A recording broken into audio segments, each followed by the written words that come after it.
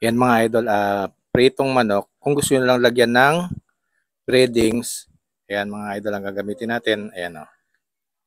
Ayan. Ayan. Pula-pula-pul nyo lang na ganyan para magkaroon ng kakaibang lasa mga idol yung gusto nyo ilutong manok.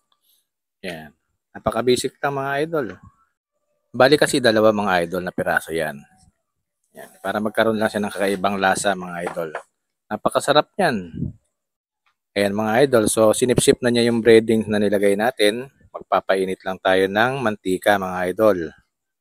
So mga idol, painitin lang natin ng kawali bago natin lagyan ng mantika. So mainit na yung parting gitna ng kawali natin mga idol, lalagyan na natin ng mantika. Yun. Para sa ating pagpiprito. Ayan na mga idol, napakainit na ng mantika natin. Isasalang na natin yan. Yun. Napaka-basic lang mga idol. Yan. Simpleng pagluluto ng fried chicken mga idol.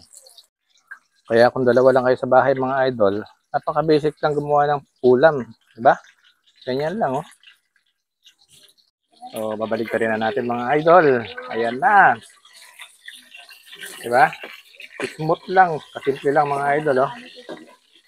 Simple lang pero rock. Napakasarap yan sa toyo, kalamansi, sili. Wow, very lovely mga idol. Kaya na mga idol oh. So okay na yan no. Bali-balik pa rin man natin yan mga idol. Okay na yan. So patitik-tikin lang natin ng bagya. Yan. Saka natin ililipat na natin sa ating paglagyanan. Ayan, yan. Oh. Ganyan lang kasimple mga idol ang pag luluto. Ayan. Oh, kain na kayo. Aha, napakasarap mga idol oh. Yeah, napakaganda ng tsura oh. So, sasandok na tayo ng kanin mga idol para doon sa ating fried chicken. Dahil tayo kakain na at malaki na ang gutom natin mga idol. Ayan. Sobrang laki talaga. Pangatlong. Napakalaki ng gutom mga idol eh. Gutom na gutom ako eh. Oh. Ayan. So, kailangan natin ilagay ang manok sa kanin. Dahil napakalaki na ng gutom ko mga idol eh. Oh. Lalagyan natin siya ng ketchup. Yan mga idol. Oh. Ketchup lang katapat niyan. Naku, napaka-basic. Ketchup lang mga idol. Solve na ang ating mamaya na.